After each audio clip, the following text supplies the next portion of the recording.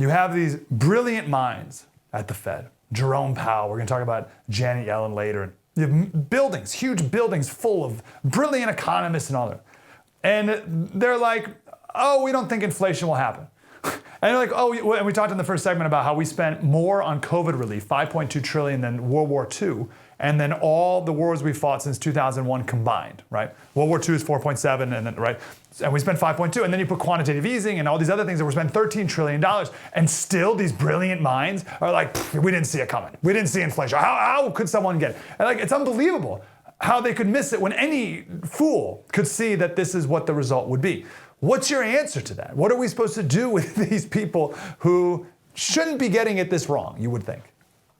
Well, I suppose Occam's razor tells us that these people just actually aren't that brilliant at all, right? I mean, perhaps they simply overthought it. You know, perhaps they out of hubris decided that they knew better and that somehow they would be the ones to figure out a way around these basic laws of nature. But the fact of the matter is, when you create more of something, you diminish its scarcity, and therefore you diminish its price. In other words, you're decreasing the value of the dollar. At the end of the day, there is no amount of magic you can work that will ever change these basic laws of economics and these basic truths. Even if you call it modern monetary theory, you give it a nice new fancy name? Yes, it's amazing. There's really nothing modern about it. And I can say that because FDR's own Treasury Secretary actually advocated for precisely the policies that we've seen today out of the federal government and out of the Federal Reserve. And it had the exact same effect then as it's having today. There's really nothing modern about it, and it's not a theory. We've seen it in practice. How could they be so smart and miss something so obvious?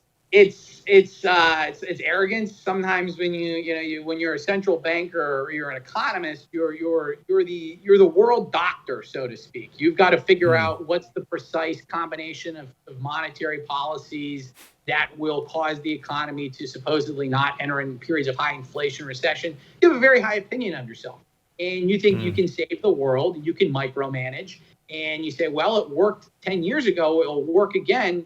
They didn't realize how conditions had changed, and they didn't realize that what they were doing was actually inflationary. They just simply thought money did not matter. Jerome Powell is on the record for saying the money supply does not matter as an indicator for inflation, and which is very incorrect. Like if that was one of your freshman students, you probably wouldn't even fail him. I don't even know what you do. Like set him aside and be like, no, that's wrong, young man. But it's the head of the Fed saying something that's stupid. Yeah, absolutely. I agree with you. I mean, we see this a lot where various proposals to institute price controls, prevent price gouging. We need to, prevent gasoline prices from rising. I teach this in my basic economics class. I said, this is going to cause shortages in lines. You want $5 gas or you want $2 gas, but you got to wait 3 hours to fill up your tank. Yeah. But politicians and bureaucrats, they have their own reasons for doing this. And even though they say they're acting to benefit the public, that's not the case. They're acting to benefit themselves and various special interests. So they're smart. They can get things wrong, but they know who they're really serving, and it's not the American people. Hey, Slater Crusaders, you want to know why the economy is so terrible right now? You want to know why inflation is what it is?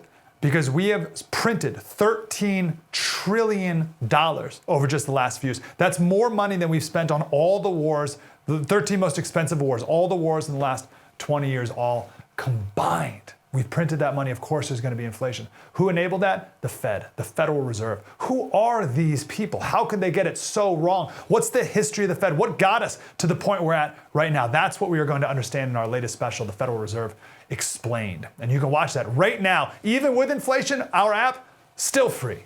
TheFirstTV.com.